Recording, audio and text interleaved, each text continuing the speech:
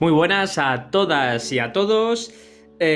Vamos a ver cómo funciona esto. Esto es un nuevo proyecto en el que me quiero embarcar dentro de A la luz de una bombilla, dentro del blog, de entrevistas a ilustres de la diversión, a personas ilustres de la diversión.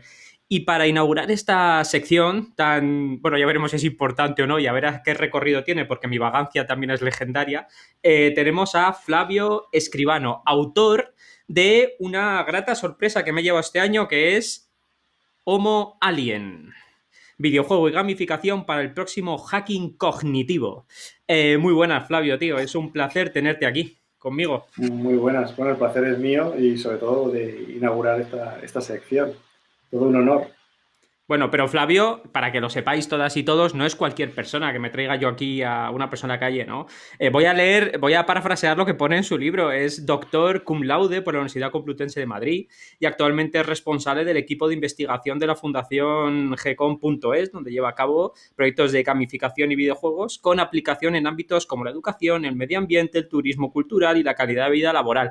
Además, creo que es un pionero tanto en España como a nivel internacional en la evaluación de las habilidades blandas mediante el uso de videojuegos. ¿Me equivoco en algo, Flavio? ¿Quieres añadir Bueno, alguna no sé cosilla? si tan internacional, pero sí, en eso estamos trabajando, especialmente a nivel europeo, ¿no? Para que todas las organizaciones, universidades, etcétera, educativas, el ámbito de la psicología, pues nos unamos precisamente para esto, ¿no? Para establecer puentes entre este fenómeno que ya se está demostrando, que es el entrenamiento de habilidades blandas a través del uso de videojuegos comerciales o también, si se diera el caso, de videojuegos serios, ¿no?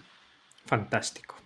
Y Flavio ha publicado a través de Héroes de Papel Studies su libro Homo Alien, que ya adelanto que el otro día comentaba con mi amiga Noé Blanche, yo no tengo filtro, Flavio, ya lo verás, entonces yo digo todo lo que me Todo parece. Eh, fenomenal. Le dije, no, me he terminado el libro de Flavio y, joder, le quiero entrevistar porque además es una persona con la que no he compartido muchos espacios de charla y me dijo, ¿qué tal? Y dije, mira, como mínimo tiene un 6 porque me lo he terminado. Y yo me reía, pero porque al final salen muchos libros y la legibilidad de lo mismo y la accesibilidad cuesta mucho porque al final algunos son muy densos y la verdad es que el libro se lee, es muy potable, se lee muy bien y tiene partes muy chulas. Pero bueno, vamos a profundizar en eso en los siguientes minutos, espero que no se nos vaya mucho y vamos a sobrevolar algunos conceptos, algunas dudas, ya que tengo a un doctor cum laude aquí conmigo, probablemente me va a ilustrar tanto a mí como a todas las personas que nos escuchen y nos ayuda a entender mejor ciertas cosas. Entonces, vamos a empezar así con dos preguntillas para ir calentando, Flavio. Una cosa de las que yo he visto cuando me he leído el libro es que, para mi gracia infinita, tú juegas. Y para mí eso es muy importante. Entonces, si tú te tuvieses que definir con tres juegos, ¿cuáles serían? Hombre, jugaba mucho más antes, ¿no? Pero ahora también juego, ¿eh? Y hay juegos que juego incluso todos los días. Y siempre estoy probando cosas, ¿no? Pero bueno, pues yo diría de mis primeros videojuegos, que he jugado muchas cositas, ¿no? Pero de mis primeros videojuegos, de aquellos de los que dices tú, esto tiene algo más, la abadía del crimen. En PC, mi primer ordenador fue un PC, y juego mucho con amigos a Spectrum, a Astra y tal, en PC. Luego, un poco más adelante, descubres el rol, este inmenso mundo de imaginación, y jugué muchísimo, pero muchísimo, digo, años enteros, campañas con el mismo personaje, a Señor de los Anillos con las reglas del Rollmaster. Jugamos primero con las reglas originales, pero luego eso se queda pequeño, y del Rollmaster. Y quizá otro de los juegos que me marcó muchísimo, y este yo te digo que puedo jugar casi todos los días, es el StarCraft de Blizzard. Siempre lo he Ostras. jugado. Luego ha habido, sí, este es como rezar todas las noches, ¿no? Pues jugar a StarCraft es casi todos los días. Y, pero bueno, más modernos, Civilizations y cosas así, Fallouts, obviamente, pero también, ¿no? Pero bueno, si tengo que hablar de tres juegos que me definan, yo creo que podrían ser estos tres. Qué grande. Pues muy bien. Y has dicho rol. Bueno, pues ya tienes otro punto más en A la luz de una bombilla por hablar de rol. Página 49 del libro. Dentro de cada uno de nosotros hay una mazmorra con un poderoso dragón. Flavio habla ligeramente de juegos de mesa, pero dedica un apartado importante a Gary Gygax y a los juegos de rol, lo cual le dignifica como ser humano en una manera estratosférica bajo mi punto de vista. Pasamos a la siguiente, y es, si tuvieses que definir este librillo de 150 páginas que se lee muy bien con 3 juegos, y hay muchos ejemplos de juegos aquí, ¿eh? O sea, Sí. es fácil. De hecho, hago referencia a algunos de los que menciono, ¿no? De hecho, el libro empieza con una hazaña, no quiero hacer spoiler, ¿no? Con una hazaña muy potente de Abe Online, que además creo que ahí hay una pequeña rata porque está hablando de unos 6.000 usuarios, me parece. Y también hablo del Senet, que es un videojuego que tiene una profundísima base espiritual y una profundísima base religiosa. De hecho, uno de los Senets más hermosos que se han encontrado está en la tumba de Tutankamón, o sea que se le enterró con ese juego porque es una pieza que para los egipcios tiene una importancia religiosa abismal, enorme. Y también se podría definir, bueno, pues Battlefield 1, que es el mapa de Europa. O sea, Europa lo define la Primera Guerra Mundial. Este juego creo que también tiene esa esencia tan interesante. O te digo un cuarto, el Assassin's Creed Odyssey.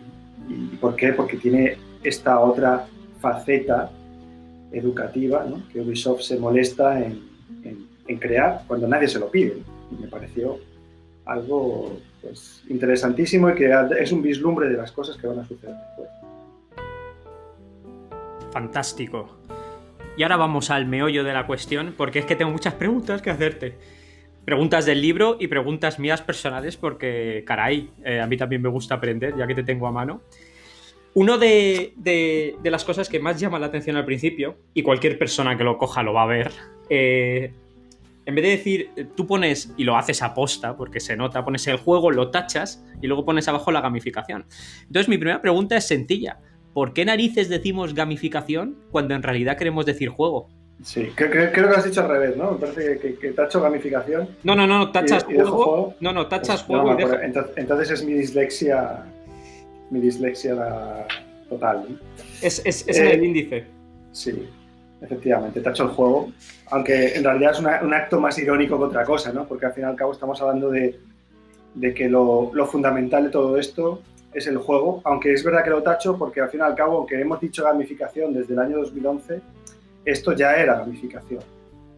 ¿Qué es lo que ocurre? Que estamos en una civilización que se toma en serio el juego cuando Huizinga escribe Homo Ludens, y eso pasó hace 70, 80 años.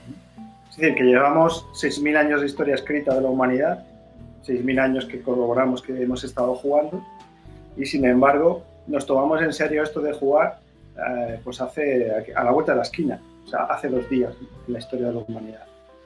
Entonces, para mí esto era muy importante recalcar que el juego ha tenido un rol extremadamente importante en la civilización y que ya estábamos gamificando muchísimas cosas, ¿no? Por eso he tachado el juego en ese acto un poco, pues eso, de ironía, ¿no? De que la gamificación ya existía hace mucho tiempo y que ese término, que ahora es una especie de apropiacionismo de algo que ya existía hace mucho tiempo, pues ahora como que lo pisa todo, ¿no? Entonces, bueno, por eso tachaba el juego. Pero en realidad el protagonista es el juego. Sí, se nota. Si os leéis el libro, se nota muchísimo que el protagonista es el juego. Y es algo que yo ya en la salita privada de esta entrevista se lo he dicho a Flavio, ¿no? Que yo cada día no, llevo tiempo siendo crítico con la gamificación.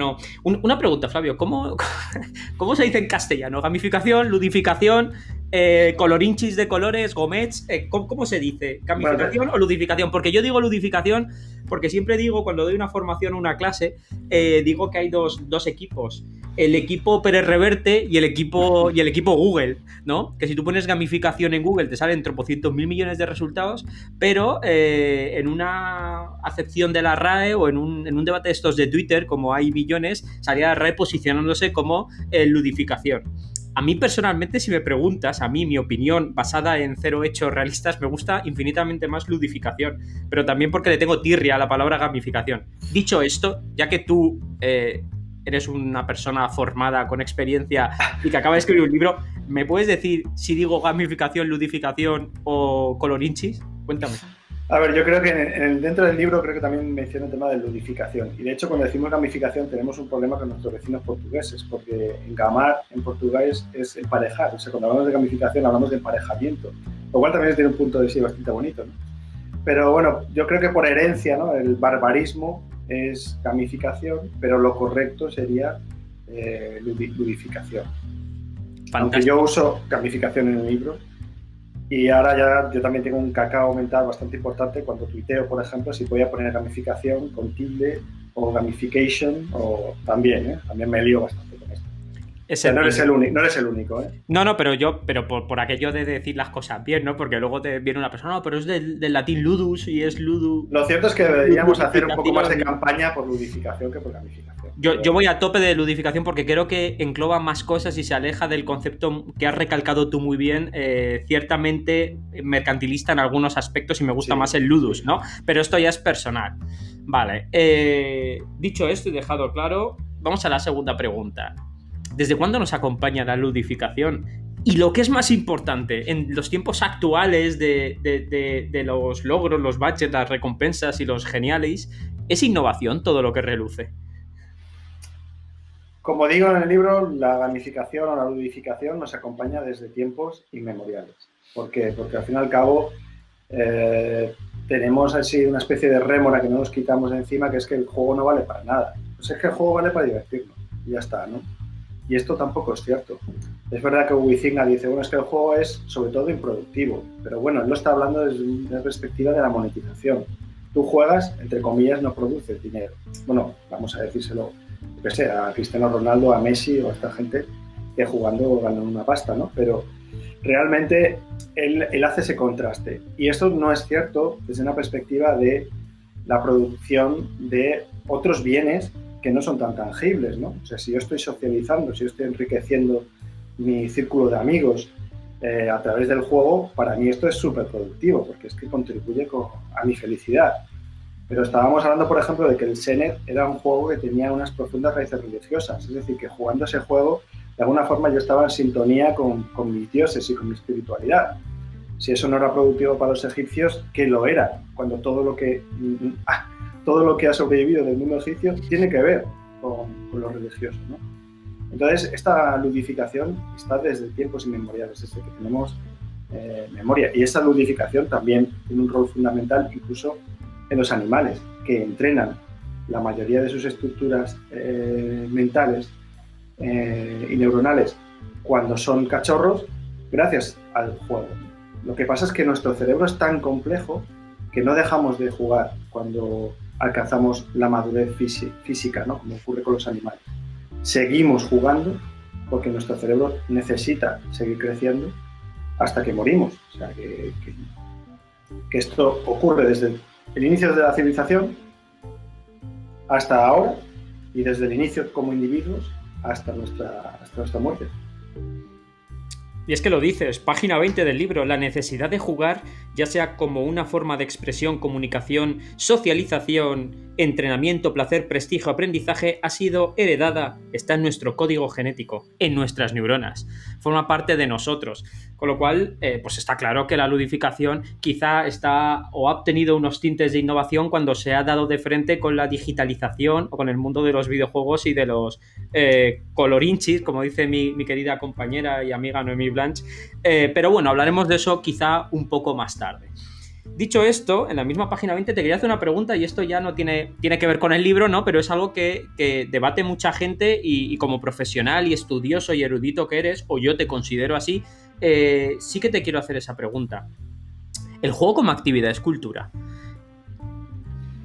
Bueno, lo de erudito ya me hace sonrojar, me descoloca un poco y bueno, que nadie se piense que el libro es un libro ahí de erudito, sesudo y nada de esto, ¿eh? Es un libro yo creo que bastante divertido y de hecho es un libro un poco, tiene que ser lúdico. Pues el acto de jugar como acto de cultura, absolutamente sí. Absolutamente sí. O sea, de hecho cada civilización tiene sus juegos de base, cada cultura, es decir, si nos vamos a África vamos a encontrar juegos diferentes a los que tenemos aquí en Europa, a los que hay en Norteamérica, los que hay en las civilizaciones indígenas del siglo XVI en América del Sur. O sea, claro que es el ejercicio del juego forma parte de nuestra base cultural. Y de hecho, incluso hay autores que dicen, recuerdo esta frase de Gonzalo Flasca, que el juego es anterior, o el propio Huizinga, ¿no? Que el juego es anterior a la cultura. Pero yo creo que el juego conforma la cultura, ¿no? Porque nosotros somos, vamos a decir, seres inteligentes, ¿no? Seres que podemos, que podemos tener conciencia de nuestras actitudes artificiales, y por lo tanto cuando jugamos estamos estableciendo, pues eso, vínculos, y estamos estableciendo redes, como dice Harari también, ¿no? Redes de sentido compartido, y por lo tanto sí, generamos cultura a través del juego. Fantástico. Pues una vez que eso está claro, lo cual comparto... ¿Qué sería España sin fútbol? Por decir algo, ¿no? Pues quizá mejor, Flavio, pero no vamos a entrar aquí. Es posible, pero forma parte de una identidad. Sí, que compartida. Era una broma. Teniendo en cuenta que el juego sí es cultura y forma parte de la actividad cultural, cosa con la que yo coincido contigo, ¿sabes? Quiero hacerte otra pregunta, pero es como si yo hubiese utilizado una foto general para decir que el juego es cultura, y ahora voy a utilizar una gran lente para meterme dentro y preguntarte si el juego, como producto y como actividad, es arte. En mi tesis sí hablo mucho de las relaciones entre el juego y arte. Entonces, no me gusta mucho mezclarlo, es decir, no puedo decir, bueno, es que el juego es arte, al fin y al cabo arte viene del griego, tekné, y cualquier cosa que está por encima, ¿no? De unas expectativas, etcétera, que es algo como rompedor, es lo que los griegos llamaban esto, ¿no? Pues arte. Entonces tiene un sentido muy, muy técnico, ¿no? Si alguien supera una técnica, entonces esto lo llamamos arte.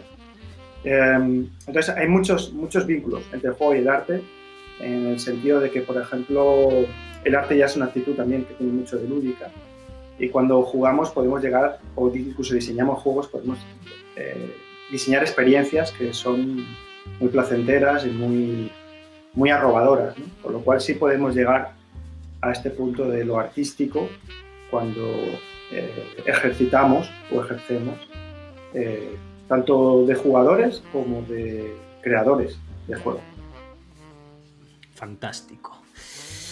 He visto que históricamente, o por lo menos en varias partes del libro, página 34, o sea, quiero decir... Es un buen análisis, ¿eh? El libro está no bien. No te lo has leído, te lo has estudiado. Pero que el libro está bien, ¿eh? Y al final haré yo y además en este vídeo delante de Flavio, porque si no me gusta lo digo, y si me gusta, pues también lo digo, ¿no? El libro es muy fácil de leer, lo cual para mí es un punto bastante positivo. Bueno, he visto que históricamente siempre aparecen las recompensas, ¿no? Como una parte vinculante con los procesos ludificados, ¿no? Más allá de los juegos, sino pues doy recompensas y así activo esa motivación que sería muy cuestionable desde diversos ámbitos. Yo te quiero hacer una pregunta basándome en la historia que tú has descrito aquí, a la que yo te voy a contestar antes para darte un pie, ¿no? ¿Es una relación inquebrantable las recompensas con el juego? Yo te digo, ¿vale? Mi opinión. Mi opinión es que a día de hoy yo creo que debería limitarse mucho el sistema de recompensa con los sistemas ludificados que hay. Porque deriva muy fácil en un comportamiento, en unas estructuras conductistas, ¿no? Pero bueno, aquí quiero saber tu opinión, porque sí es verdad, y ahí sí, y está refutado por lo que es la historia, que hay una relación muy sincera y muy orgánica, tal vez, entre lo que son los procesos de juego o los procesos lúdicos, que no tiene por qué ser un juego, sino puede ser un proceso lúdico al cual se enfrentaban las personas a lo largo de la historia con las recompensas. Aquí hay una parte que me he subrayado, es si aplicásemos una regla de incentivos a la productividad contemporánea, podríamos incluir un sistema de recompensas estándar como primas económicas, mejoras estructurales en vivienda, de servicio, reconocimiento público, etcétera, etcétera, etcétera.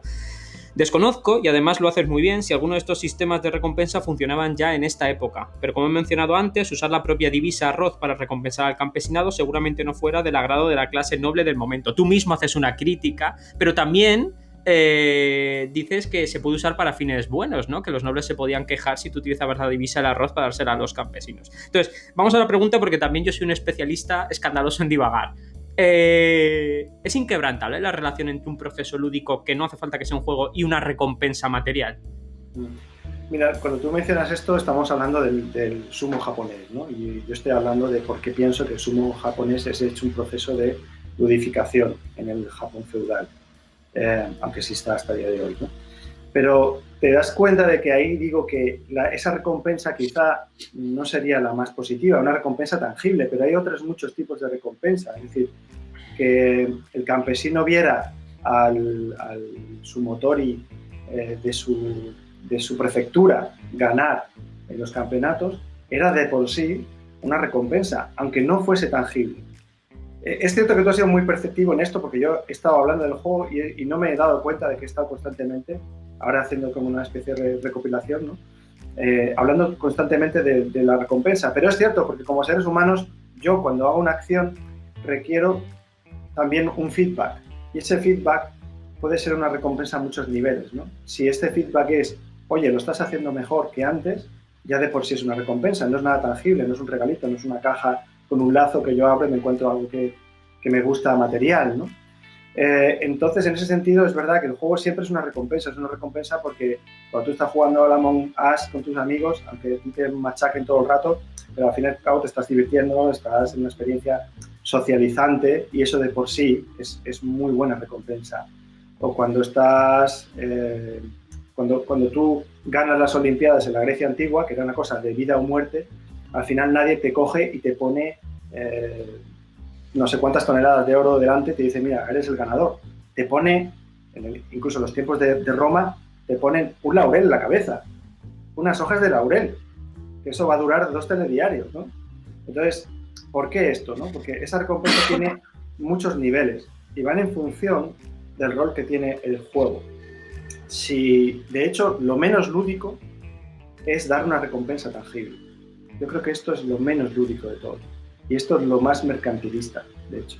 Lo más cercano al trabajo, incluso si hablamos de la ludificación, vamos a ludificar el trabajo, ¿no? Pues cuando hablamos de trabajo, las recompensas económicas suelen ser la parte menos relacionada con el juego. El juego te recompensa de otras muchas maneras que tienen que ver más con esto que tenemos aquí, ¿no? Con la patatita, ¿no? Con el corazón.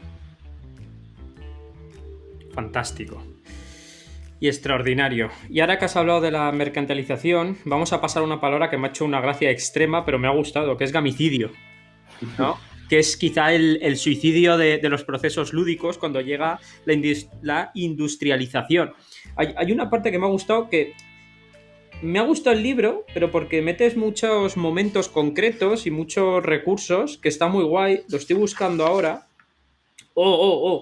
Que el fútbol se convertía en una herramienta gamificada perfecta de control, porque el deporte se hizo productivo basándose en los rankings, y explicas cómo la inclusión de lo lúdico en las fábricas marcaba el ritmo de trabajo de los trabajadores, ¿no? Que de lunes a sábado por la mañana curraban en las fábricas, el domingo se le dejaba a nuestro querido libre albedrío o llamado señor, y los sábados por la tarde, que era el momento que ellos podían pensar, los cabritos les metían el fútbol. Entonces decían, bueno, pues meto el fútbol para que no tengan que pensar. Mi pregunta es clara. El gamicidio es la cara oculta de los juegos aplicados a procesos. Sí, yo creo que yo creo que es ahí donde empieza esta gamificación, de la que estábamos hablando antes, esta gamificación evil, por lo que yo también he llamado a veces ludictadura.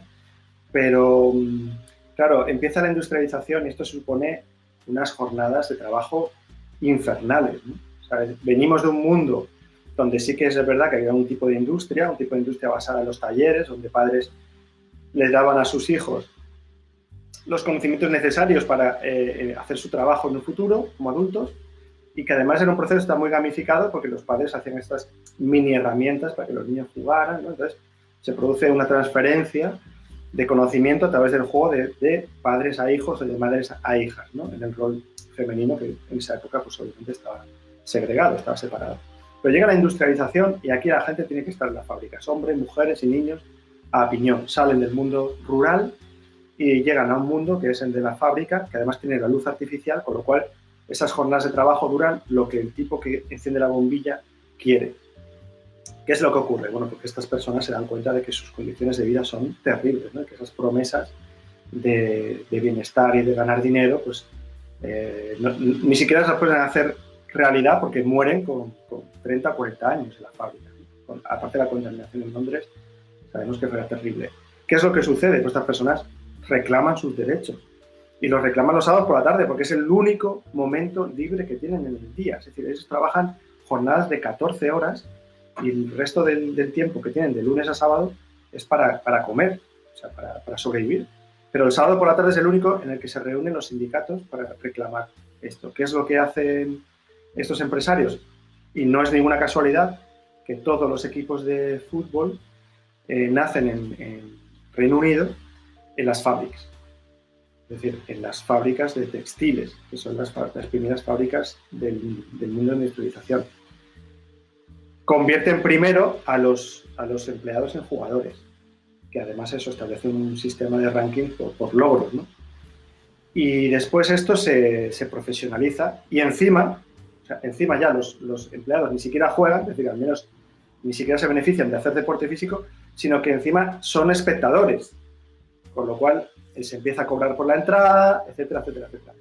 Así que, bueno, sí, es una ludificación en un momento en el que tanto la escuela como la industria destruyen completamente el juego popular, el juego de la calle y el juego en casa, ¿no?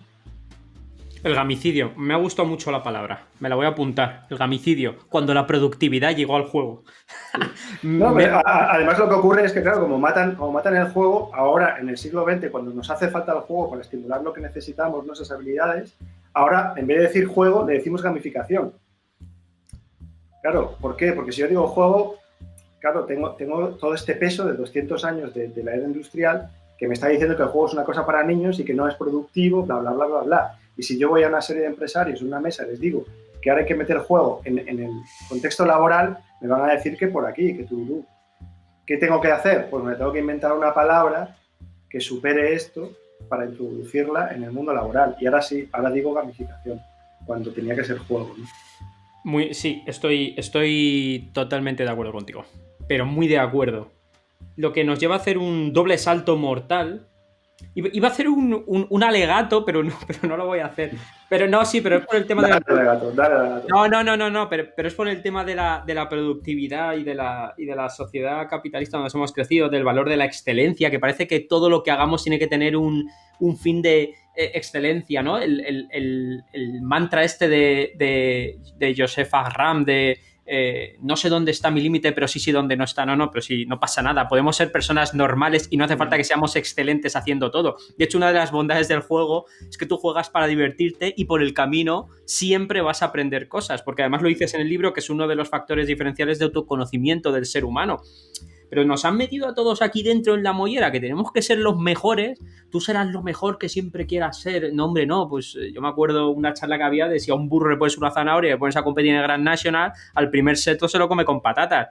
Yo qué sé, tío, tengo tripita, mido 1,69, pues a la pivot de los Lakers, pues no creo, por mucho que entrene, ¿sabes? No se llama genética. Entonces, me gusta esto del gamicidio porque es la perversión de utilizar algo que es innato en nosotros, como ya hemos hablado, para intentar llegar a un punto en el que no necesitamos estar. Y es que, maldita sea, yo le llamo la teoría de la mediocridad. Ser mediocre en muchos apartados de nuestra vida es bueno. Y fallar es maravilloso y es fantástico. No hace falta meter ranking. Pues no, igual solo hace falta lo que tú dices. Y el palabra está guay. Y luego hablaré de por qué creo que está guay, pero que no hace falta ser excelente ni ser... Creo que la productividad muchas veces mata la diversión. Pero bueno, eso es un mantra mío, personal. Sí, no, nos han metido siempre en la cabeza que tenemos que meter la pieza de 4 larga del Tetris en el hueco, ¿no? Entonces estamos siempre ahí buscando el hueco de la pieza para esa excelencia, ¿no? Pero bueno, es triste porque luego el sistema capitalista demuestra que los que están ahí arriba mandando son los más mediocres. O sea, que tampoco es que la excelencia haga que este sistema cambie, ¿no? De hecho, es al revés, ¿no? La teoría de juegos, ¿no? Esta competencia que tenemos entre individuos y entre colectivos, lo que al final fuerza a esas situaciones en las que, efectivamente, el que está arriba del todo es el mediocre, no es el excelente. Porque, de hecho, el excelente es al que se comen los mediocres cuando tienen la oportunidad de llegar ahí arriba. Yo no diré tanto al excelente, pero yo creo que el mundo necesita más personas honradas. Creo que la gente tiene que dejar de decir que necesito el mejor para este puesto y tiene que pasar a decir necesito al adecuado o a la adecuada para este puesto. Y eso muchas veces pasa por ser honrado. Creo que al mundo le falta más gente honrada y menos gente excelente. Es que ese concepto de excelencia me crispa. Pero bueno, muy probablemente. Tengo aquí en la regleta una cosa y lo tengo puesto a clara porque tengo una regleta. Yo que no me hago regletas para nada, me he hecho una regleta. Página 49, mini punto para Flavio. dedica un capítulo a el rol. ¡Ostras! Y es una de las cosas que me gusta del libro, porque cuando hablamos de ludificación o el término inglés gamification, lo vinculamos a videojuegos, pero no, Flavio dedica un capítulo a Gary Gygax, a cómo se crearon, a los Wargames, a la Gen Con, a la creación de la primera Gen Con también lo incluye en su capítulo, ¿no? Y además hay una cosa que me mola un montón porque habla del famoso conflicto de Dungeons and Dragons entre narratología y ludología. Que ese conflicto ha perdurado en los siglos de los siglos. Me estoy pasando, ¿vale? Pero yo es que hablo así muy vehementemente.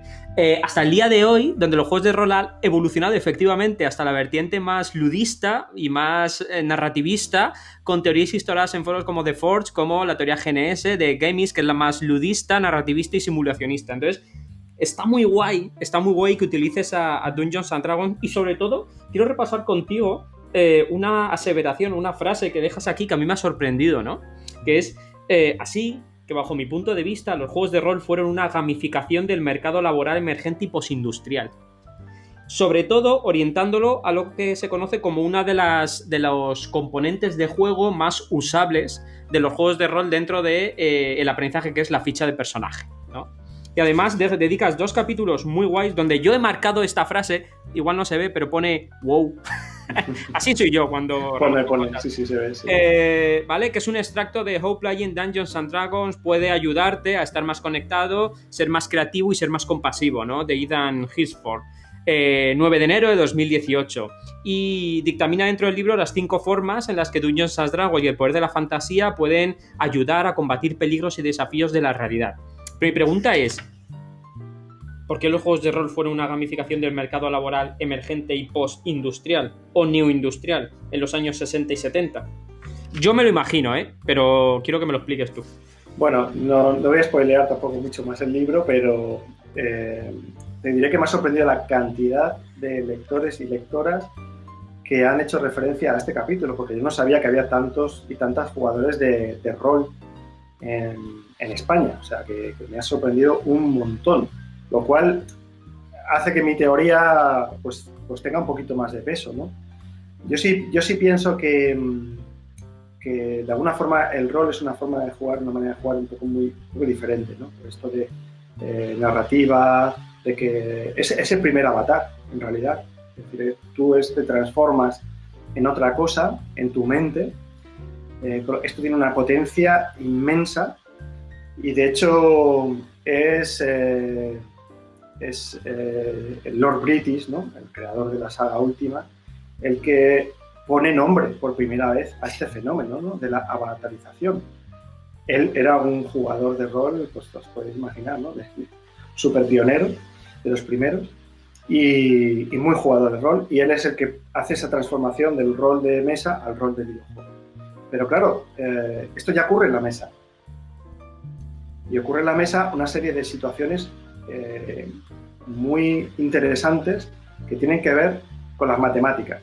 Porque tú estás haciendo siempre cálculos de cómo mi personaje va, las probabilidades de mi personaje de hacer esto, lo otro, tal. De tus propias cualidades y habilidades y las del resto. Porque al fin y al cabo se produce un proceso de negociación entre el equipo para ver cómo podemos hacer esta misión de la mejor manera en función de estas habilidades. Y después de autoconocimiento, que es la ficha de personaje que tú has dicho, que si te la comparas con el currículum vitae de algunas personas, incluso te encontrarás puntos de habilidad, habilidades técnicas, y la gente pone, pues de 5, 4, y hasta lo grafican, como si fuera una ficha de personaje. O sea que en un mundo que además se exige, hace este paso, ¿no? De lo industrial a lo postindustrial, que exige esta negociación, que exige esta creatividad, que exige pues, una narratología de contar cuál es tu innovación. Porque recordamos que son los años 80, los años 90 donde empieza todo este tema de Silicon Valley. Y estoy casi seguro de que todos estos gurús de Silicon Valley han sido roleros de cabo a rabo. Entonces, el rol no surge en su momento por Gary Gygax, como tú mencionabas, una evolución de los Wargames, pero fijaros, o sea, abandona todo esto del conflicto bélico entre naciones y se convierte en equipos de personas, de 4, 5, 6 personas, que tienen que afrontar pues, misiones de lo más variopinto y de lo más complicado. Si eso no es una startup, dime que lo es, ¿no? Fantástico y extraordinario. Mini punto para Flavio, ya lo he dicho. Vamos con otra pregunta, Flavio. Esto es muy rápido. ¿Qué es primero, el huevo o la gallina? ¿Los juegos definen a la gamificación define a los juegos? ¿Todos los juegos definen a la ludificación o solo los videojuegos? Todos los juegos yo creo que definen a la gamificación, a la ludificación, porque al fin y al cabo es, la definición que hago de gamificación o ludificación en mi libro es clara, ¿no? Es todo lo que nos ayuda a enfrentarnos al próximo nivel, ¿no? Next level, como civilización, ¿cuál es el next level? Que es lo que usamos siempre como civilización, la simulación, el simulacro, y aquí está el juego. O sea, el juego es la base. El juego para mí es el huevo inicial, y la gamificación pues es esta gallina. Fantástico. Vamos más o menos por el meridiano del libro y vamos a hablar de educación y juegos.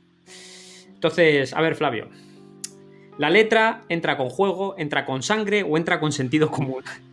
¿Con qué entra? Porque hay una referencia, que la estoy buscando ahora, que me ha molado, que dice, la letra con sangre entra, y dices que en muchas de tus clases o de tus formaciones dices que cuidado, cuidado, porque en un juego cuando hay sangre, cuando hay violencia, pero violencia no viene entendida que dos se están cascando, ¿no? Sino que cuando hay un momento que produce una emoción en el jugador o jugadora, esta se arraiga dentro de sí misma para poder recordarlo después, ¿no? Es una cosa que yo defiendo muchísimo, ¿no? Las emociones como principios del recuerdo. No sé si de aprendizaje efectivo, pero a mí las cosas que más me han flipado son las que más me han llamado la atención de volver a recuperar años después y seguir aprendiendo. Véase, a mí, pues la historia relacionada con la Primera, la Segunda Guerra Mundial y ciertos conflictos bélicos, pues tuve un profesor que me hizo que me emocionase y yo toda mi vida he seguido recuperando, pero a través de los juegos, ¿no? A través de libros también, pero sobre todo de juegos. Y así pues Brujas de la Noche, el juego de rol, me hizo leerme el libro de la superviviente, etcétera, etcétera. Entonces, ¿cómo? Porque claro, como decía, ¿no? Carlos Goñi, la letra con sangre entra, con la sangre yo no pienso negociar. ¿Cómo entra la letra? ¿Con juego, con sangre o con sentido común? Bueno, la verdad es que el conocimiento, entre otras cosas, con sangre, porque bueno, somos seres que necesitamos sobrevivir. Entonces, si vemos sangre, nos vamos a acordar toda la vida de lo que nos produjo sangre. O sea, esto lo tenemos grabado a fuego. Lamentablemente, ¿no? Las situaciones emocionales más críticas de nuestra vida se nos quedan marcadas, pero es por eso, porque nuestro cerebro dice, oye, si te encuentras esto, acuérdate, porque tienes que sobrevivir.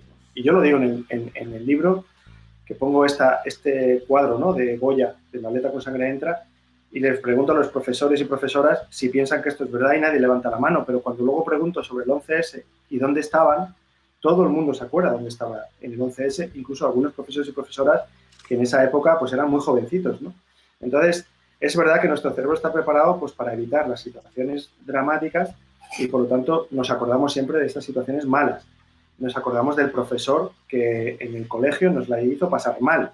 Esto es siempre, esto es inmediato, pero también nos acordamos de aquel profesor o profesora que nos motivó, nos emocionó, y ahí es donde yo quiero llegar, ¿no? Yo quiero llegar a la situación en la que la sangre puede ser buena o puede ser mala. La sangre es sangre, puede ser mala si lo utilizas eso, pues es un mal profesor que está traumatizando a tu alumnado. Y se van a acordar más de ti que de lo que enseñas. Pero si eres capaz de meter la sangre, la buena, en lo que tú enseñas y hacerlo experiencial y emocional, entonces sí que se van a acordar tanto de ti como de lo que enseñaste. Y esto tiene un valor enorme. Si nosotros sencillamente damos la clase como si fuésemos un narrador, esto no va a suceder.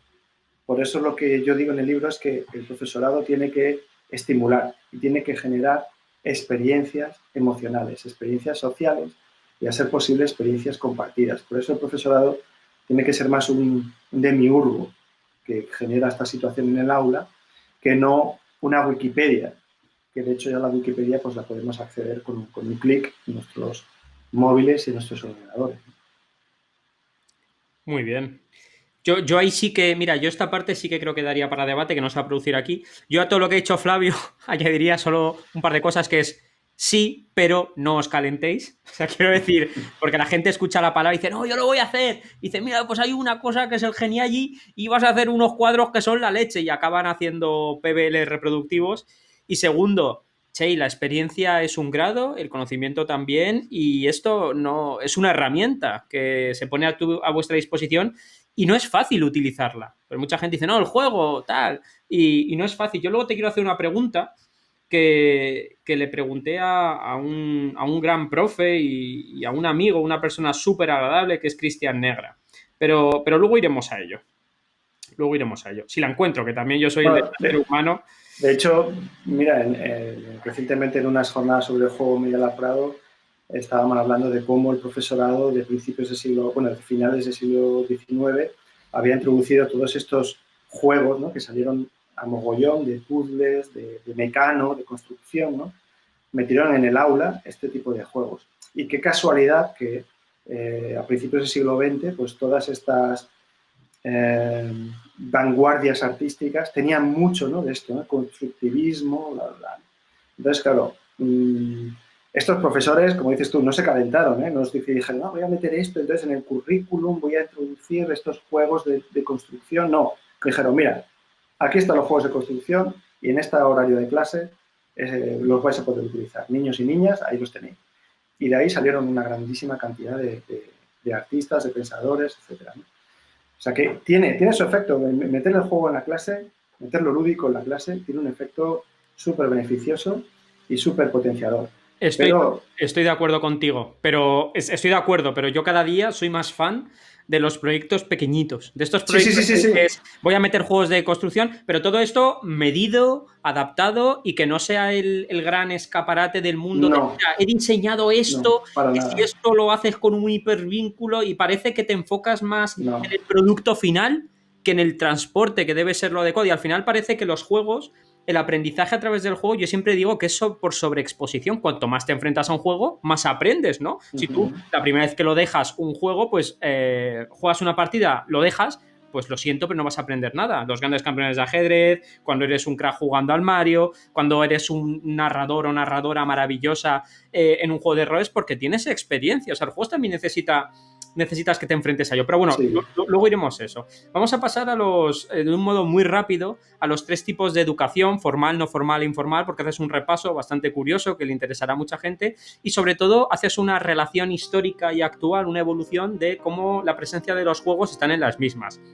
Resumiéndolo mucho, dices que en la formal cuesta mucho por lo estático que es el sistema educativo, en la no formal cuesta mucho, y esto lo digo yo, no lo ha dicho Flavio, por el número de corbatas por metro cuadrado que hay en las empresas, pero nos queda la informal. Que la informal es donde actúa esa voluntariedad de la cual luego hablaremos, y es algo que yo suelo decir mucho en mis formaciones, de juego porque quiero y juego porque voy a estar en un lugar seguro y no juego para aprender, juego para divertirme, pero por el camino aprendo. Y es ahí donde entra el valor más valioso de los juegos, que es la no imposición del juego como vehículo del aprendizaje, que también parece ahora que para jugar tenemos que aprender algo. No me puedo sentar yo a comer pipas y risquetos, esos grandes risquetos, a jugar. También me puedo sentar a jugar e inconscientemente aprenderé algo, ¿no? Entonces, me ha gustado mucho cómo has hecho el repaso. Si quieres comentar algo acerca de esto, es tu tiempo, Flavio. Bueno, de hecho es la gran brecha, ¿no? La gran brecha es lo que ocurre en el mundo de lo formal y no formal y lo que ocurre en el mundo de lo informal. Las clases están sufriendo por cómo están aprendiendo esos niños y niñas en sus casas de manera informal. ¿Por qué? Porque ahora tiene una grandísima cantidad de medios de libertad, como tú has indicado, y de control hasta cierta medida, que luego cuando se intenta reproducir un aprendizaje en el aula con otros sistemas que son pues, decimonónicos, ya no digo ni siquiera anteriores, ¿no? Porque anteriormente el proceso de aprendizaje era mucho más libre, más horizontal, etcétera, ¿no? Pero cuando empieza el aula a funcionar como a finales del siglo XIX, principios del siglo XIX hasta ahora, pues es una cosa completamente rígida, vertical y estática. Claro, esto es un contrapeso brutal, ¿no? O sea, algo rígido estático, vertical y jerárquico, ¿no? Esto es lo que encontramos en el aula, versus el mundo o la educación formal, versus la educación informal, que es horizontal, que es compartida, que es lúdica, que es flexible, etcétera, etcétera, ¿no? Cuando estos mundos se acercan, ¿no? Cuando ese niño o niña va al aula, pues se encuentra que está en el desierto, ¿no? Completamente. Entonces, yo creo que el mundo informal nos está diciendo un poco por dónde tenemos que cambiar las cosas, si queremos realmente que el aula siga siendo un lugar de referencia para estos alumnos y alumnas. Esto me pareció un apartado muy reflexivo, que a mí me gustó mucho, Flavio. Felicidades, me gustó mucho esto, sobre todo porque nunca me lo había planteado como la parte informal del juego, como la parte pura, la parte cargada de valores, lo que se llama el valor del juego, gente que está acostumbrada a jugar, que es lo que yo reclamo en publicaciones, ¿no?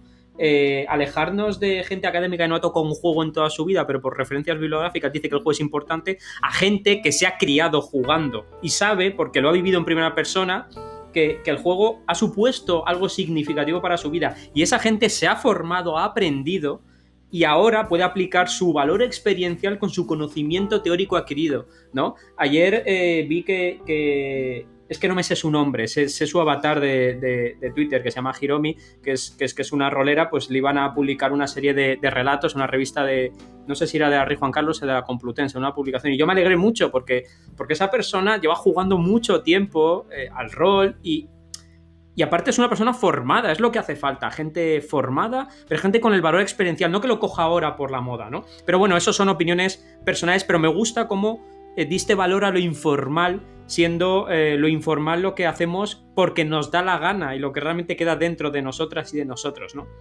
Vamos a pasar a mi querido amigo, que lo nombro en todas las formaciones, Clark ABT, ¿no?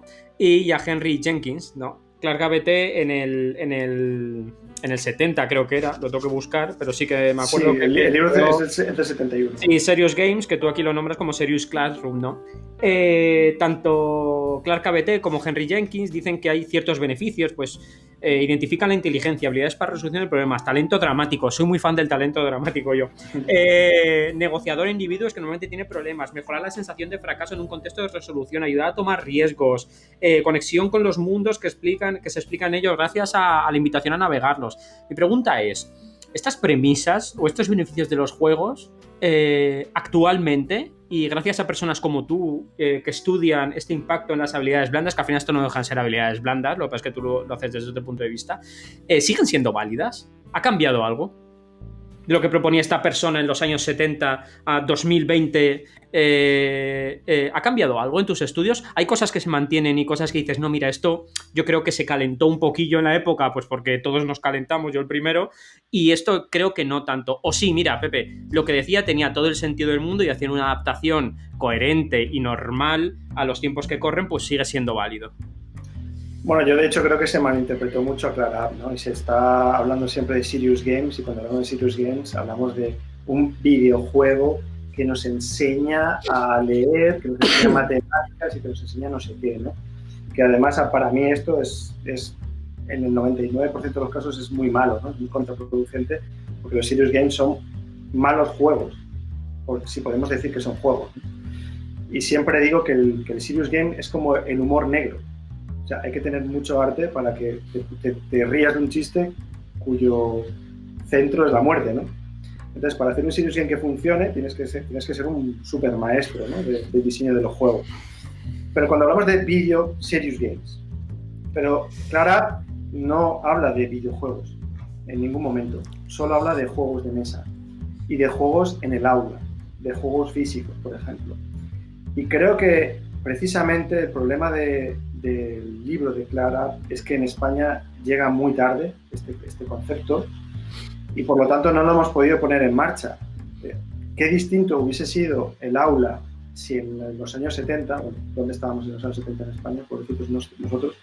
Si en los años 70 el aula hubiese sido esto, ¿no? Es decir, que en vez de enseñarte a ti una persona en una plataforma lanzándote un chorro de contenido, que además sabemos que cuando te lanzan contenidos tu cerebro solo retiene el 20%, si en vez de haber hecho eso hubiese hecho una experiencia con todos y todas, y esa experiencia hubiese sido en base a ese conocimiento, pero una experiencia más lúdica.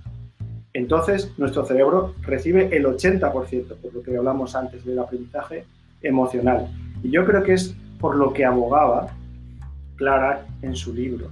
O sea, que en ese sentido es un tipo bastante visionario y que aquellas líneas educativas que lo pusieron en práctica, pues obviamente tuvieron personas, pues eso, mucho más participativas, con muchas más habilidades para trabajar en equipo, con capacidad de gestionar mucho y de resolver mejor los problemas complejos. Es un poco por lo que abogaba Clara. De hecho, él dice que incluso tendrían que llevarse estos ejercicios lúdicos no solamente dentro del aula, dice incluso a la política, a la administración pública, que tendrían que ponerse en marcha, ¿no? Sí, estoy de acuerdo. Yo soy muy fan, soy muy fan. Aparte de Clara, es un personaje que pasa muy desapercibido, pero que en el libro tuvo la oportunidad de descubrir muchas cosas de él, de Clara y de otras muchas, ¿no? Por ejemplo, este texto sobre el Dungeons and Dragons también fue un descubrimiento gracias al libro, pero Clara es un personaje que yo en el libro digo que es el profesor Falke. Sí, está muy guay. Y ahora vamos a entrar en la recta final, aunque quedan unas preguntas, pero llega la pregunta, que a mí me hizo mucha ilusión este capítulo, Flavio. Me hizo mucha ilusión. A ver, voy a decir una palabrota, no es propio de mí, pero lo voy a decir. ¿La gamificación es una mierda o no lo es? Y te digo por qué. Porque hay, concretamente, página 86, un apartado que dice: la gamificación es mierda, pero nos salvará. Pero está aquí para salvarnos, ¿no? Y dice, yo venero, la gente que me conoce un poco, me lo habré leído como 3 veces, el arte del diseño de juegos de Jesse Shell. Y si me permites leer unos parrafitos, ¿no? Dice, hay como una confrontación y cada día lo veo más. Yo ahora que estoy también en modo diseñador de juegos, ¿no? Jesse Shell dice lo siguiente, ¿no? La gamificación es la palabra que usa la gente cuando intenta averiguar cómo convertir algo aburrido en algo más interesante. Bien, ¿no? Bien. Se trata de una palabra muy naif que espero que desaparezca pronto. Yo me empecé a reír y dije, mira, qué majo. Cuando la gente dice gamificar, en realidad quiere decir que mejorará algo usando diseño motivacional. Y mejorar el diseño es algo que siempre mola. Bien, esto volvemos a hacer un para atrás y refuerza mi propuesta, ¿no? ¿Por qué queremos decir gamificación cuando queremos decir juego? Pero Jesse era un tío de planta que decía, voy a ser educado dentro de lo que opino, pero luego de ahí llegó Ian Bogost, ¿no? Que es un diseñador de juegos y autor de numerosos libros de investigación. Y dice, literalmente, según leo aquí, la gamificación es mierda. La gamificación es mierda del marketing, inventada por consultores como el medio para capturar la salvaje y codiciada bestia que son los juegos y domesticarla para el gris, desesperado y baldío territorio de los grandes negocios. Yo lo siguiente que hice fue bajarme e intentar una foto de Ian Bogost, enmarcarla y ponérmela aquí delante de... No, fuera de bromas, es broma. Esto es broma. Me hizo mucha gracia. Porque luego entraron otra serie de autores, ¿no? Pues como puede ser K, como puede ser Scott Dodson, que sí que alaban la gamificación como proceso motivacional. Y me hizo gracia esto, Flavio. Yo no sé si estás de acuerdo conmigo. Y esto ya no tiene mucho que ver con el libro, aunque está basado con el libro. Es lo que iba pensando. ¿Puede haber una confrontación de opiniones entre la parte de diseño, diseñadoras y diseñadores, y la parte de educación, educadoras y educadores, o personas que abogan por la educación, donde el diseñador o diseñadora sabe lo que cuesta hacer un juego? Y tú antes has dicho una cosa súper interesante, que es, hacer un juego serio cuesta como 4 veces más que hacer un juego porque la finalidad de un juego es divertirse, ¿no? Porque en el juego serio, además, es que tiene que ser divertido. Y digo juego serio como digo juego con propósito. Entonces, debería, sí. Claro, los educadores, educadoras o personas que educan dicen, no, el juego a tope con el juego. Dame un juego. ¿Pero te has leído las reglas? No, pero voy a hacer una adaptación porque me voy a quitar esto, voy a poner esto. Y el diseñador está en el otro y dice, ¿para qué diseño yo el juego? Si me estás quitando todas las reglas que tiene y estás dejando de que sea divertido, pues ahora me enfado y no respiro, ¿no? Y yo te lo digo por las dos partes, porque yo tengo la editorial y saco juegos de rol, pero también, entonces, yo estoy en medio. Y yo siempre he creído que debe haber un punto de encuentro, que Nueva York abrió hace muchos años, que creo que ya cerró el Institute of Play, entre educadores y diseñadores. Yo creo que los diseñadores y diseñadoras son imprescindibles para llevar juegos realmente bien diseñados al aula, porque las profesoras y profesores, educadoras y educadores, pedagogos y pedagogas, o personas que se dedican a la educación, no tienen por qué tener el conocimiento. A veces le ponemos sobre sus hombros un exceso de trabajo que no tienen por qué tener. Y Y me hace gracia porque cada vez que leo más cosas, las actitudes más críticas, sí que hay una serie de docentes y de personas de educación que es muy crítica con la ludificación, pero no lo es con los juegos. Es más, tengo una teoría no demostrable mediante el estudio del Instituto Gramenauer, que según un docente juega a más juegos, menos le interesa hacer ludificación. Y más le interesa llevarse el juego al aula. Creo, ¿eh? O sea, quiero por gente que conozco que es fantástica y maravillosa. Cuando tú juegas mucho a juegos, elaboras un respeto de cómo se diseña un juego. Entonces me hizo mucha gracia leer esto porque yo creo que hay dos trenes así de un tío que dice la gamificación es mierda. Evidentemente lo dice porque es un pasado de rosca y la educación pues no forma parte de sus valores, ¿no? Pero sí me gustó porque parece que hay dos puntos enfrentados y hablo puntos profesionales entre el diseño de juegos de llévate el juego y déjate de palabras y llévate el juego. Y aprende a jugar, bueno, no aprende a jugar, vaya palabra que voy a decir, juega mucho, obtén bagaje de juego y llévatelo, y entonces te lo llevas, pero juega mucho antes porque esto lo hemos hecho con cariño.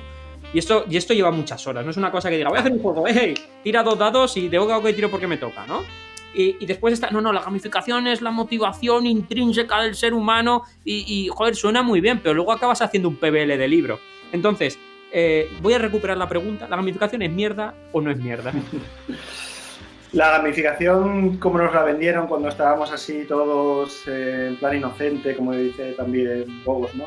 No, es Shell, naif y tal, pues claro, nos la vendieron como si fuese la panacea, ¿no? Esto va a salvarnos y en realidad era la perversión. O sea, era la perversión de la ludificación de verdad. Yo no sé cuántas empresas de ludificación recuerdas que de hace 6 años que sigan funcionando. Yo no recuerdo nada más que una. Entonces, y aquí en España salieron muchísimas de ellas. ¿Por qué? Porque bueno, tiene este punto de conocer mejor el juego y de saber que es muy poderoso para enseñar y para cambiar cosas, etcétera. Es también su perversión, su propia perversión. Porque ahora lo queremos utilizar, ahora lo queremos vehiculizar. Y eso que tú comentabas, es que el juego es una acción completamente libre, experimental y debe ser fluida y orgánica, con lo cual ese profesorado, en vez de gamificar o ludificar, como tú dices, en función de unas...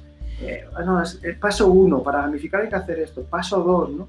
Tengo que introducir los scores, paso 3.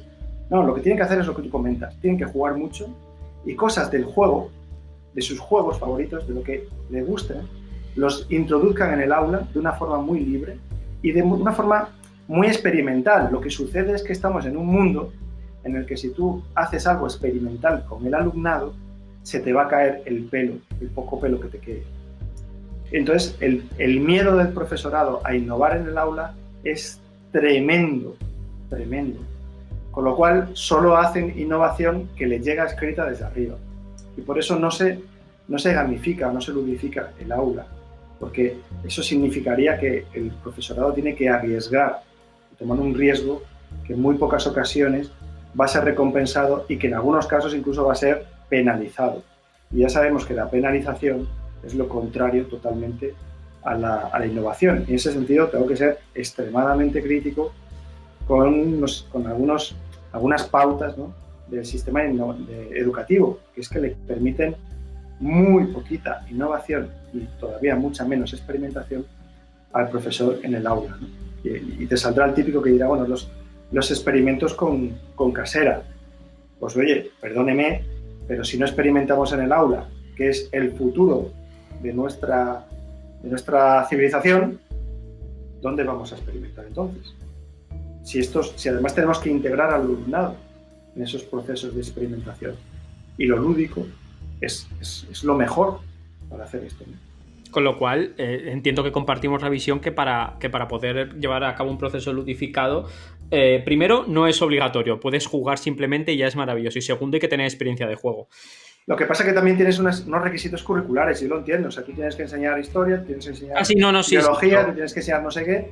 Claro, lo difícil es decir, bueno, ¿cómo puedo yo este tema que voy a dar mañana en mi aula, cómo lo puedo hacer de forma que no sea yo hablando durante una hora, sea participativo y además el alumnado le despierte el interés por los contenidos y además se distribuyan algo de esos contenidos? Porque al fin y al cabo, lo que más va a acabar el alumnado conociendo y sabiendo y memorizando, si lo queremos llamar así, es lo que va a buscar por su propia iniciativa. No es lo que nosotros le contemos. Entonces, si nosotros despertamos el amor, el interés por la biología, por decir algo, o por la historia de Egipto, como a mí me despertó un videojuego, voy a ser yo el que vaya a internet a buscar y me lea libros y me lea artículos y vea fotografías sobre ese tema. Y esto es lo que los juegos pueden lograr, ¿no? Despertar ese amor y esa motivación por temas incluso curriculares. Yo coincidiendo en general con tu opinión en un 90%, sí voy a dejar un 10% a la mía, que no es otra cosa que decir que yo soy muy fan de la oratoria. O sea, quiero decir, el juego sí, pero no es obligatorio. Porque también es verdad que nos ponemos aquí todos nos venimos muy arriba y es, no, juego sí, pero no, calza, no, igual es que tienes que... No, yo no estoy diciendo que hay que sustituir la estructura curricular actual. Lo que estoy diciendo es que hay maneras que se está desaprovechando pues el uso de una herramienta, como es lo lúdico, es el diseño lúdico, pues para que el alumnado pues tome, ¿no? O se encuentre esa motivación y ese amor, porque además estás haciendo referencia a lo que hablamos antes, a sus referentes, valga la redundancia, de su educación informal. Con lo cual, si tú conectas con sus referentes de la educación informal, la educación formal se le hará muchísimo más atractiva. Y no estoy diciendo que tengas que poner un Super Mario contando sobre la clase de biología, ¿no? Que lo mismo hasta puede ser gracioso. Estoy hablando de que la construcción del conocimiento sea compartida y sea, pues eso, de alguna forma lúdica. Fantástico. Es que yo es un debate que voy a seguir manteniendo. Y mira, y ayer escribí a Cristian, que es un profe súper guay, un tío educado, como poco, además yo soy muy fan de la gente educada, y le dije, oye, yo recuerdo que yo leí hace tiempo Explora como un pirata, ¿sabes el libro que es, no? No. Bueno, de Michael Matera, ¿no? Gamificación y diseño de cursos inspirado en los juegos. Y hay un mito número 4, que no hace falta que opines, yo sí opino, que dice, tienes que ser un aficionado a los juegos para gamificar tu clase. Verdad, no tienes que ser un jugador para empezar. Uf,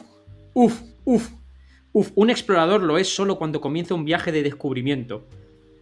De igual modo, tú serás un jugador una vez que empieces a gamificar. Uf. Y ya está, esa es mi opinión. Me alegro por lo menos de haber leído esa parte. De no conocer el libro por esto. No, pero que no te pido, sino la visión esa de querer...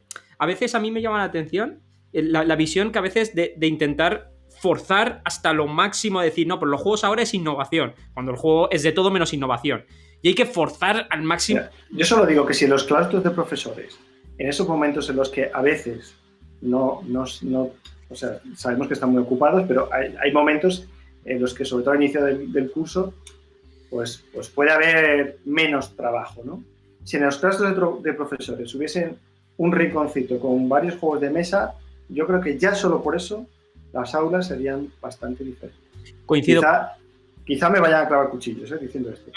No, yo lo comparto. Yo últimamente los proyectos que creo que son más válidos y los que no he conseguido hacer en casi ningún sitio, cuando me dicen, quiero gamificar, digo, ¿tenéis ludoteca? No, pero no en el claustro, en algún lugar.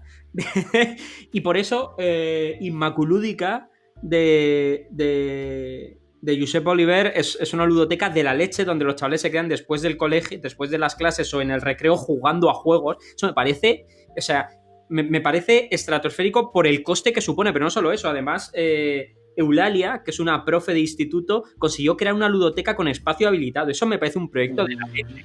Pero más que cualquier proyecto que lo puedes vender a nivel tecnológico, o sea, porque esos proyectos recuperan la esencia. Yo no creo que te vayan a clavar ningún puñal, o yo no compartiría que te clavasen un puñal porque tú digas que hacen falta ludotecas. Yo creo que hacen falta ludotecas. Yo me imagino un profesor de matemáticas, una profesora de matemáticas, yo me imagino si, por ejemplo, jugara al Power Grid, ¿no? A la alta tensión, con su alumnado. Y después hiciera un análisis de las matemáticas que hay por debajo de ese juego. O sea, este juego tiene un equilibrio matemático que es excepcional. Yo no sé cuántas veces se han tenido que jugar a ese juego para equilibrar, para balancear los números que hay por debajo de alta tensión. Pero solamente con el hecho de que ese profesorado jugara ese juego y dijera, wow, aquí hay unas matemáticas de altísimo nivel por debajo, las que controlan las reglas. Me voy a llevar esto a clase. Solo haciendo esto, yo no te digo que el 90% del alumnado de repente adorase las matemáticas, porque es algo que nos cuesta a todos y a todas. Pero con que lograse que el 20, el 15% lo hiciera, ya sería un logro enorme. Y estoy seguro que el 85% restante iba a decir, oye, lo mismo no voy a usar las matemáticas para casi nada en mi vida. Pero es verdad, las matemáticas son importantes, son relevantes y nos ayudan a hacer este mundo algo distinto, algo mejor y a conocerlo mejor también. O sea, fíjate, por poner solo un pequeño ejemplo de un juego de mesa que podría ayudar a una asignatura tan complicada como de enseñar como son las matemáticas.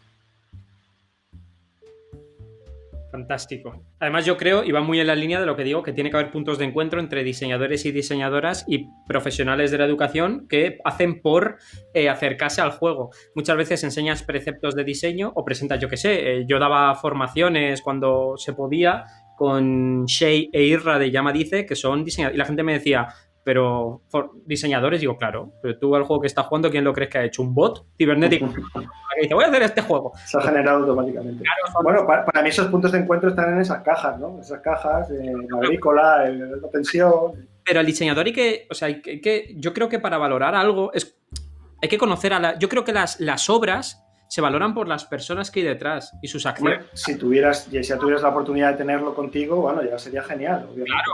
O sea, quiero decir, yo no voy a decir la V-Rosen. Es 1000 veces mejor. Clase, pero joder, yo tengo aquí a mano a Seiya Irra, que además me parecen de los mejores diseñadores que hay en España.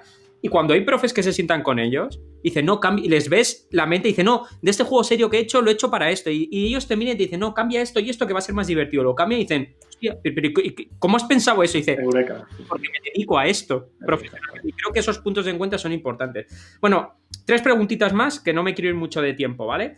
Después de nombrar a Clark KBT y a Henry Jenke, que son señoros, me mola que hace referencia a 2 grandes visionarias, que hace falta más as en el mundo, Jane McGonigal y Daphne Babelier, ¿vale?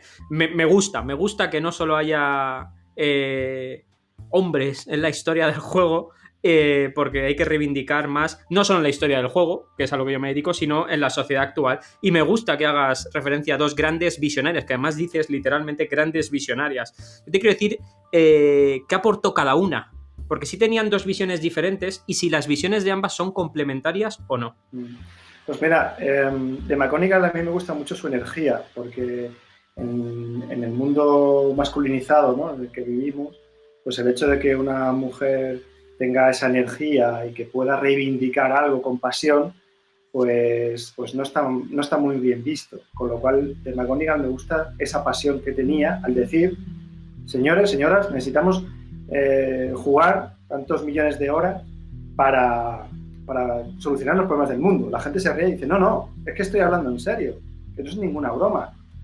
Entonces me gusta mucho su energía y me gusta mucho pues este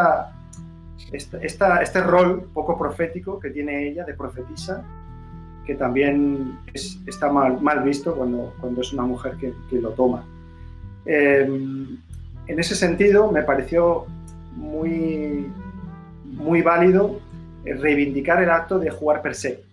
No hay que gamificar, no tengo que modificar las cosas, no. Hay que jugar a videojuegos, cualquiera, porque los videojuegos nos van a producir, nos van a provocar, nos van a despertar, nos van a provocar, nos van a hacer experimentar y todo esto es lo que necesitamos si queremos mejorar el futuro, ¿no?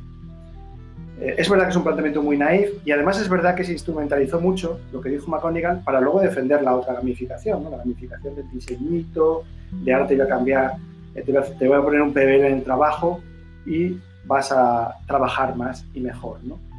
Esto, por un lado, esto es lo que me gusta de McGonigal. Lo que me gusta de Daphne Babelier es que pues eso, es la típica ratona de biblioteca, investigadora, con todas sus pruebitas, para decirte que efectivamente cuando estás jugando videojuego en tu cerebro están pasando un montón de cosas muy, muy potentes incluso en cerebros de adultos, que son los más difíciles de cambiar y que tienen que ver, pues eso, con tus capacidades neurocognitivas. Entonces, yo creo que esos dos discursos son súper complementarios, súper potentes, y además sin esos dos discursos yo no habría sido capaz tampoco de haber visto muchas cosas que están en el libro. Fantástico. De aquí reivindicar a dos autores que a mí me gustan especialmente, como son Amy Jo Kim y Nicole Lázaro con su 4Ks to Fun. A mí me sirve muchísimo. De hecho, McGonigal a mí me ayudó a entender uno de los placeres de LeBlanc, que era la sumisión, que cuando lo explico nadie se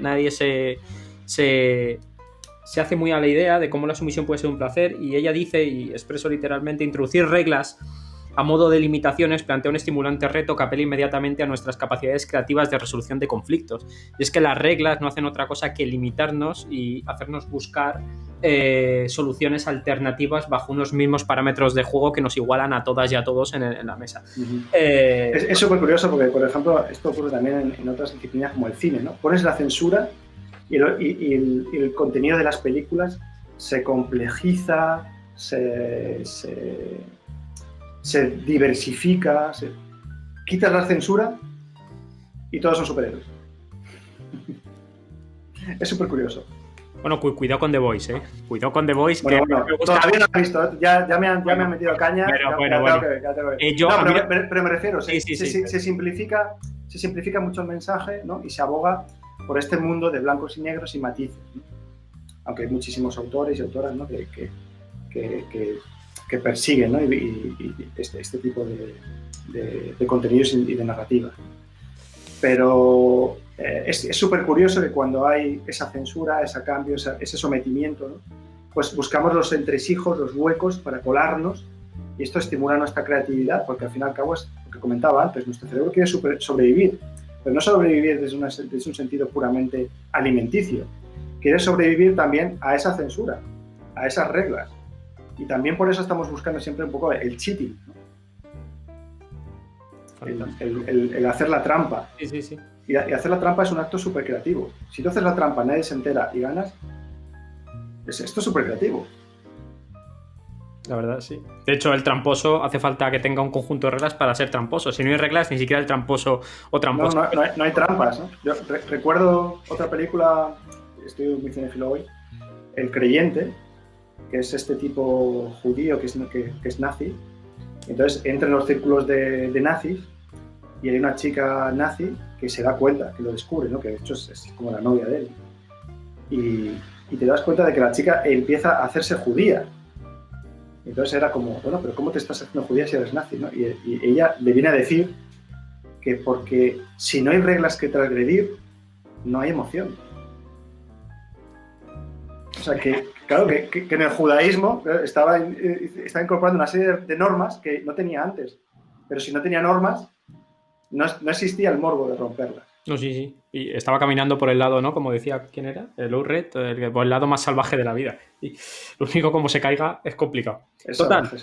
Vamos a ir terminando con una serie de preguntas que las tengo aquí agrupadas, las he ido agrupando que me han quedado. De hecho, perdóname, hago mención al último capítulo, creo que es el último anexo de mi tesis doctoral, que está hablando de la relación del juego con el sadomasoquismo. Por favor, todos a leer la tesis de Flavio. Es una conversación además con un profesional de la producción de videojuegos en este país, en un nivel. Esto es fantástico. A mí estas cosas me dan la vida, Flavio. Juego y sadomasoquismo. ¿Verdad? ¿Mentira? Bueno, pero hablando de las reglas. No, que sí. Pero que son comparaciones que mi mente bineuronal no llegaría a ejecutar nunca, y que cuando las escucha, primero pues me hacen gracia, porque a mí me hacen muchas cosas de gracia. Pero tú has mencionado una palabra clave en el sadomasoquismo, que no es sumisión, ¿eh? Sí. Sí, no, pero ahora que me lo planteas se me hace, pero que me sigue haciendo gracia, Flavio. Yo no puedo... Lo leeré. Si está libre, lo leeré. Si no, sí, está libre. Te lo puedo pasar yo si quieres, pero bueno, que buscas en Google UCM, Universidad Complutense, Flavio Escribano, tesis, te parece. Maravilloso. Entonces vamos a las últimas preguntas. Bueno, esta es una pregunta que yo me suelo hacer con mucha gente que tú conoces también, de los círculos. A ver, ¿Seguimos igual que en el 2002? ¿Ha avanzado algo hacia algún lugar o no? Y te voy a hacer varias para que tú puedas ejecutar un discurso, ¿vale? ¿Se nos rompió la gamificación de tanto usarla? Entre paréntesis, mal. Y hablo de cuando se añadió al círculo este de Gartner, que luego se salió y duró un año y se salió porque el 80, lo dices en tu libro, pero lo digo de memoria, el 80% de los proyectos no alcanzaban los resultados que pretendían, o el 90%, no me acuerdo. No me acuerdo. ¿Hasta dónde hemos avanzado? En tu libro dices, cosa que yo coincido y estoy de acuerdo, que creo que debería haber niveles. O sea, quiero decir, yo creo que el nivel cero de dar una formación por 29ª vez consecutiva de qué narices es la maldita gamificación, que encima ni siquiera, y tú lo dices en el libro, hay un quórum de autores que diga lo que es, con lo cual eso lo que hace es disparar un torpedo a la línea de flotación, de decir, pues si no soy capaz de definirlo, no definirlo lo hace etéreo, lo hace de todos y de nadie, ¿no? ¿Hacia dónde va y cuál es su redención? Caray, tela.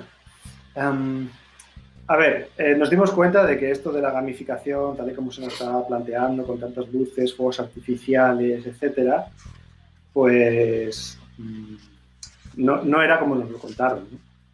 Por eso comento, un montón de estas empresas que iniciaron con el tema de la gamificación, pues no existe casi ninguna.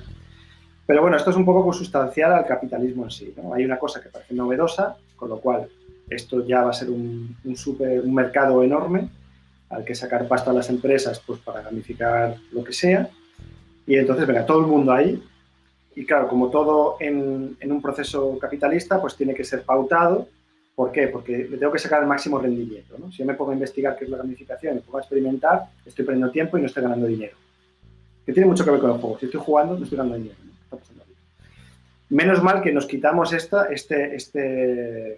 peso de encima, esta mochila, y nos dimos cuenta de que podemos gamificar de otras muchas maneras, como hemos comentado antes, ¿no? Pues un profesor o profesora que quiere introducir pues ese diseño lúdico en el aula, nos responde a ningún tipo de interés comercial, empresarial, etcétera, y lo hace. Y tiene un beneficio enorme, porque, como hemos dicho, si mejoramos la educación a través del uso del juego, pues ese beneficio no lo vas a ver tangiblemente en una empresa en números, pero lo vas a ver en el futuro de ese profesional, de ese niño o esa niña, cuando sea adulto y sea profesional, lo vas a ver, ¿no? en su forma de acometer su trabajo y de acometer sus proyectos.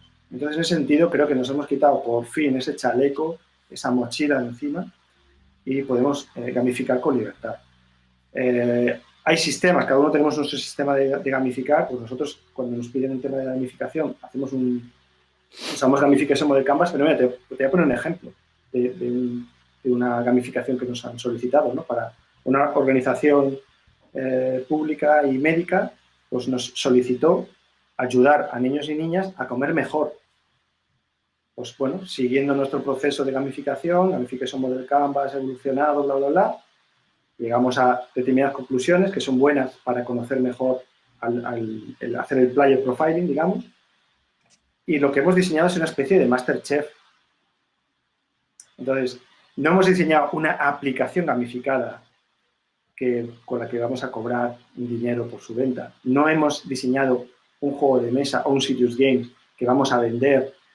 No, hemos diseñado algo que lo que prima es que se lo pasen bien, que aprendan, que rompan barreras, porque la cocina es una barrera para los niños y niñas, es un sitio peligroso donde no deben entrar, y esto produce un montón de problemas a la hora de que esos niños y niñas conozcan mejor los alimentos que tienen que tomar. ¿Qué hicimos? Pues una especie de Masterchef. Ya está. Claro, ¿eso hubiese sido posible en empresas que hacían gamificación hace 6 o 7 años? Yo creo que no. Yo creo que no. Porque no hubiesen visto un beneficio económico inmediato y además que pudiesen prolongar. Entonces, no, voy a hacer una plataforma para dar puntos cada vez que comen bien. Voy a hacer un score de quién come mejor. Y esto ya vimos que no funcionaba. Esa es otra historia. como soy empresa, nunca te voy a contar cuando un proyecto me sale mal. Con Sí, lo cual, voy a sí. seguir vendiendo que la gamificación funciona hasta que mi empresa deje de funcionar porque nadie me contrata. Entonces, claro, todo esto es lo que hemos podido ver al cabo de los años y, bueno, sin embargo, por ejemplo, nosotros sí que hemos publicado datasets, ¿no? De qué son las cosas que funcionan en gamificación, qué no, en función de qué perfiles, de cómo diseñábamos la gamificación, de cómo analizábamos esos perfiles, de qué se nos escapaba, de qué no, para que la comunidad madurase, ¿no? Pero lamentablemente esto las empresas no lo hacen. Entonces pasa por algo que hemos dicho antes, ¿no? Que no hace falta ser excelente, hace falta ser honesto, ¿no? La gamificación le hace falta seguir siendo honesta para saber cuáles son sus limitaciones y sus virtudes. Y no solo hablar de virtudes, sino también de limitaciones. Jo, pues ha sido muy interesante. Es una pena porque estaríamos hablando aquí media hora, más o una hora Sí, o dos, pero lo único que puedo hacer son dos cosas. La primera es agradecer a Flavio el haber compartido este espacio conmigo y esta prueba. Si os ha gustado la charla, pues lo podéis dejar abajo en los comentarios. No hace falta que des, bueno, si queréis dar like, pero a mí no me importa, o sea, ni seguirme ni nada. Pero decídmelo, porque si no puede ser una... Hay mucha gente interesante que la comunidad puede conocer más o menos y que pueden aportar su visión y su punto de vista del juego, como muy bien ha hecho Flavio y como muy bien puede hacer decenas de diferentes personas, siendo crítico pero también alabando sus virtudes. Así que muchísimas gracias, no, las Flavio. gracias te las tengo que dar a ti, Pepe, por invitarme, por bueno, inaugurar conmigo. Esto para mí es eso, todo un gigantesco honor y espero que coincidamos pues, en una Among Us o una cosita así, porque ya tenemos que dar caña. Muy bien. Esto es necesario. Y la segunda cosa que tengo que hacer es, si no, no lo haría. O sea, si no me gusta, yo lo digo. Nunca he hecho reseñas, pero me ha molado el libro. Me ha molado. Quiero un libro para aprender cómo llevar el juego al aula concretamente. No. Esto es un libro, esto es cultura, es cultural. Y yo estoy muy a favor de la cultura. Esto es una visión ligera que pasa por la historia, pasa por el presente y mira al futuro, de cómo los juegos pueden ayudarnos a sacar lo mejor de nosotros mismos. Personalmente, Muchas gracias por esa definición. lo recomiendo. Homo Alien, videojuego y gamificación para el próximo hacking cognitivo. Comprarlo, pero os vais a quedar así. No lo compréis en Amazon. Lo encargáis a vuestra librería, la que hace esquina, esa que está en un callejón oculto entre las sombras o una densa neblina, donde hay una librera, un librero que se está ganando la vida y que os dará los mejores consejos. Vais allí y le compráis Homo Alien. ¿Vale? Bueno, muchas gracias, Totalmente Flavio, de y acuerdo. muchas gracias a todas y todos. Un abrazo Muchísimas fuerte. gracias, Pepe.